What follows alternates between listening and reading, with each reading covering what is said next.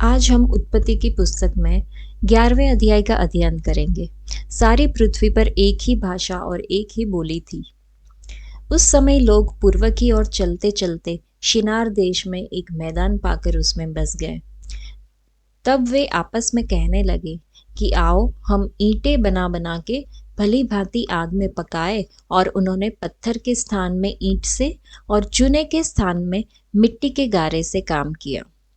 फिर उन्होंने कहा, आओ हम एक नगर और एक गुम्मट बना ले, जिसकी चोटी आकाश से बातें करे। इस प्रकार से हम अपना नाम करें, और ऐसा ना हो कि हमको सारी पृथ्वी पर फैलना पड़े। जब लोग नगर और गुम्मट बनाने लगे, तब इन्हें देखने के लिए यहोवा उतर आया। और यहोवा ने कहा कि मैं क्या देखता हूँ कि सब एक ही दल के हैं, और भाषा भी उन सब की एक ही है। और उन्होंने ऐसा ही काम भी आरंभ किया, और अब जितना वे करने का यत्न करेंगे, उसमें से कुछ उनके लिए अनहोना ना होगा। इसलिए आओ हम उतर के उनकी भाषा में गड़बड़ी डालें, कि वे एक दूसरे की बोली को ना समझ सके। इस प्रकार यहोवा ने उनको वहां से सारी पृथ्वी के ऊपर फैला दिया, और उन्होंने उस नगर का बनाना छोड़ दिया। इस कारण उस नगर को नाम बाबुल पड़ा, क्योंकि सारी पृथ्वी की भाषा में जो गड़बड़ी है, सो यहोवा ने वहीं डाली, और वहीं से यहोवा ने मनुष्य को सारी पृथ्वी के ऊपर फैला दिया। तो यहाँ पे 1 से लेके 9 वचन तक हमने देखा कि लोग जो थे वो एक ही भाषा बोलते थे, एक ही बोली बोलते थे।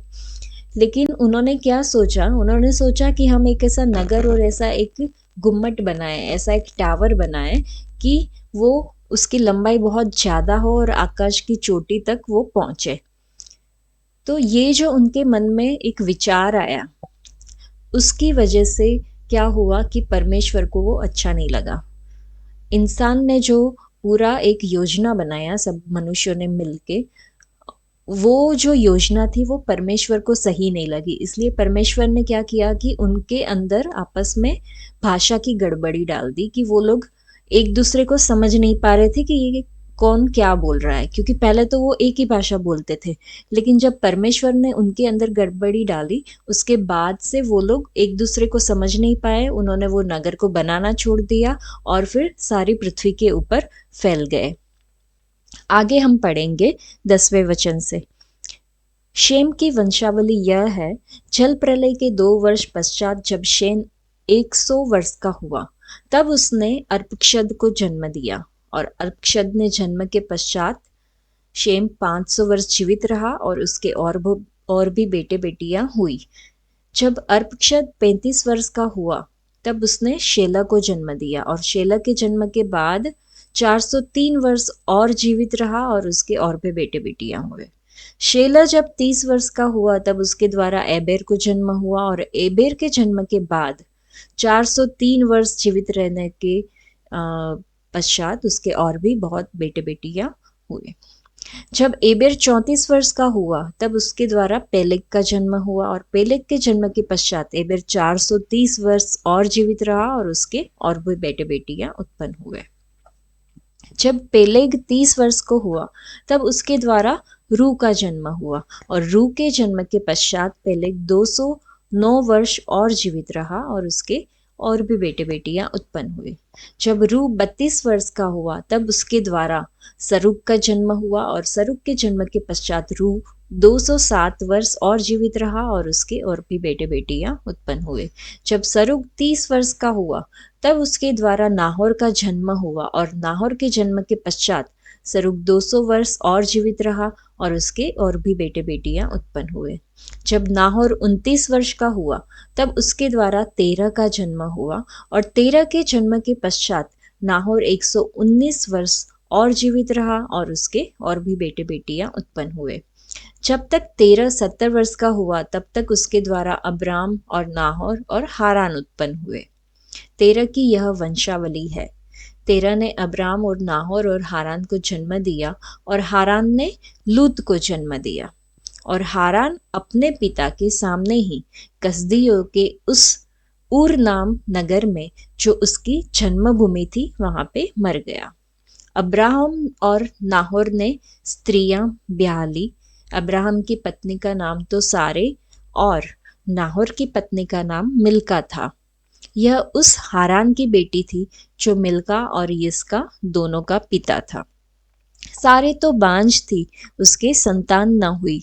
और तेरह अपना पुत्र अब्राम और अपना पोता लूत जो हारान का पुत्र था और अपनी बहू सारे जो उसके पुत्र अब्राहम की पत्नी थी, इन सबों को लेकर कसदियों के ऊर नगर से निकल कर कनान देश जाने को चला, पर हारान नाम देश में पहुंचकर वहीं पे रहने लगा।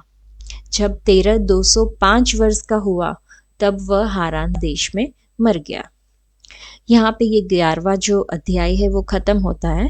तो हमने देखा कि परमेश्वर ने जब मनुष्य को बनाया था उसके बाद जो मनुष्यों की आयु थी वो किस तरह से कम होती गई, हम यहाँ पे देख सकते हैं।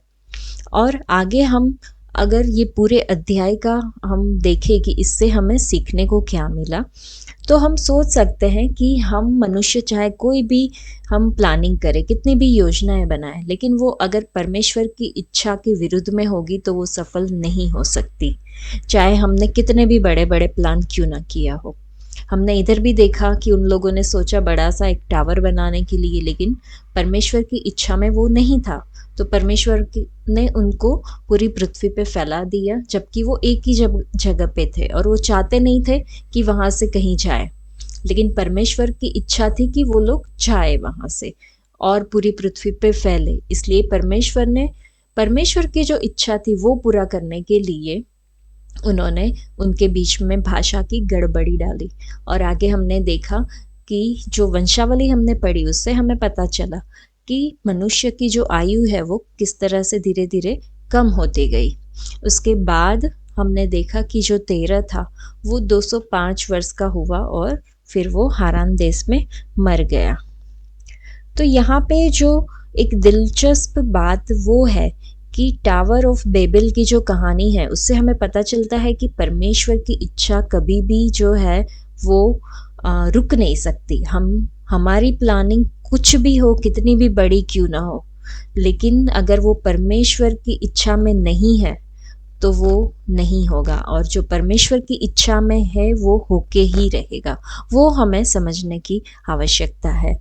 मनुष्य चाहे कितने भी अच्छे बुद्धिमान क्यों ना हो, कितनी भी टेक्निक का वो इस्तेमाल करते हो, लेकिन सफल होने की अनुमति अगर परमेश्वर की ओर से हमें नहीं दी जाएगी तो हम विफल हो जाएंगे। इसलिए हमें हमारी जो भी प्लानिंग है, हमारी जो भी योजनाएं हैं, हम अगर हमारे विकास के लिए करते हैं, कोई भी चीज़ हम सोचते हैं, तो हमें वो परमेश्वर के चरणों में रखना चाहिए कि प्रभु अगर आपकी इच्छा है तो ये योजना पूरी हो, और जो आपकी इच्छा है वो आप हमें बताइए। हमने जो योजना बनाई है वो सही है कि गलत है, वो आप हमें मार्ग दिखाइए। तो ये आज के अध्याय से हमने सीखा। आज के लिए इतना ही। परमेश्वर आप सबको आशीष दे।